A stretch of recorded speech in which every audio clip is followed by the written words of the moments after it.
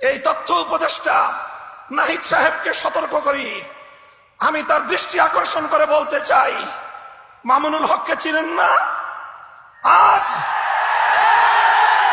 আজকে ফ্যাসিবাদ বিলোপ হওয়ার ১.৫ মাসের মাথায় আমার বিরুদ্ধে অনলাইনে ফেসবুক কর্তৃপক্ষ সহ ইউটিউব কর্তৃপক্ষ সহ অঘোষিত নিষেধাজ্ঞা জারি করে রেখেছে।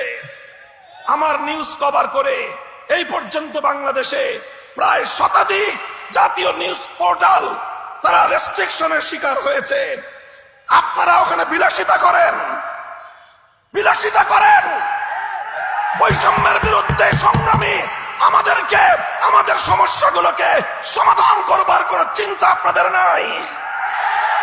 আপনারা উপদেষ্টা পরিষদ রাষ্ট্র পরিচালনা করতে পারবেন না আমাদের সহযোগিতা ছাড়া। আমার এই বক্তব্যের ২৪ ঘন্টার মধ্যে যদি আপনারা কোনো ব্যবস্থা গ্রহণ না করেন, আমরা আপনাদের বিরুদ্ধে ব্যবস্থা গ্রহণ করতে বাধ্য হব।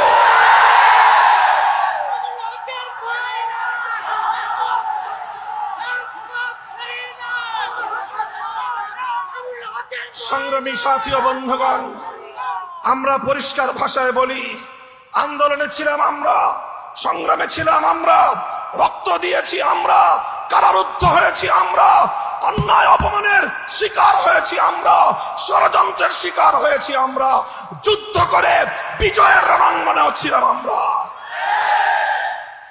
এখন সম্মিলিতভাবে এই রাষ্ট্রটাকে এগিয়ে নেওয়ার দায়িত্ব আমাদের।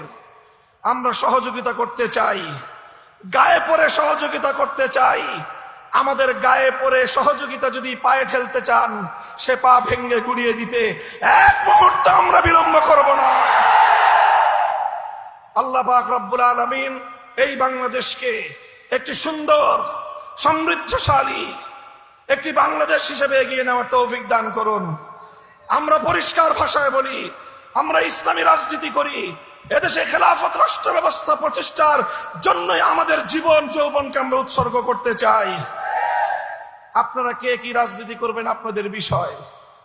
আমরা আমাদের আদর্শ আপনাদের উপর জোর করে চাপিয়ে দিতে চাই না, কিন্তু আমাদের রাজনীতির প্রতি যদি কেউ বৈষম্যমূলক দৃষ্টিভঙ্গি নিয়ে তাকাবার চেষ্টা করেন, চোখ উপড়ে ফেলবো। আমরা কারো করুণা চাই না, অধিকার চাই। ভিক্ষা চাই না, আমরা অধিকার চাই। অধিকার যদি সহজে না দেয়, অধিকার আদায় করে নিতে পারি আমরা। রক্তের প্রয়োজন হলে রক্ত দেই, অধিকার আমরা আদায় করে নেই। আমাদের এই কথাগুলো, আমাদের অবস্থান এবং আমাদের এই বাংলাদেশের গণমানুষের সঙ্গে আমাদের রিলেশনটাকে নতুন করে পড়ে নিবেন। যদি কেউ যদি আমাদের ব্যাপারে অন্য কোনো ভাবনা ভাবতে চান, তাহলে আপনাদেরকে রাজপথে মোকাবেলার দাওয়াত থাকলো। সংগ্রামী সাথী ও বন্ধুগণ, একটি সুন্দর বাংলাদেশ গড়ে উঠুক, বৈষম্যহীন বাংলাদেশ গড়ে উঠুক। আর কোন শিক্ষাঙ্গনে তোফাজ্জলদের মতো আর কোন মানুষকে যেন এভাবে বিচার বহির্ভূত হত্যাকাণ্ডের শিকার হতে না হয়।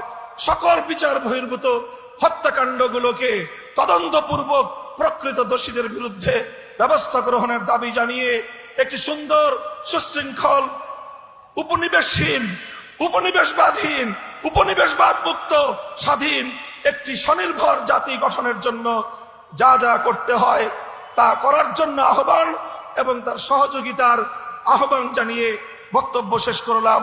নাসরুম মিনাল্লাহি ওয়া ফাতহুন করিব ওয়া আখিরু দাওয়ানা আলহামদুলিল্লাহি রাব্বিল আলামিন।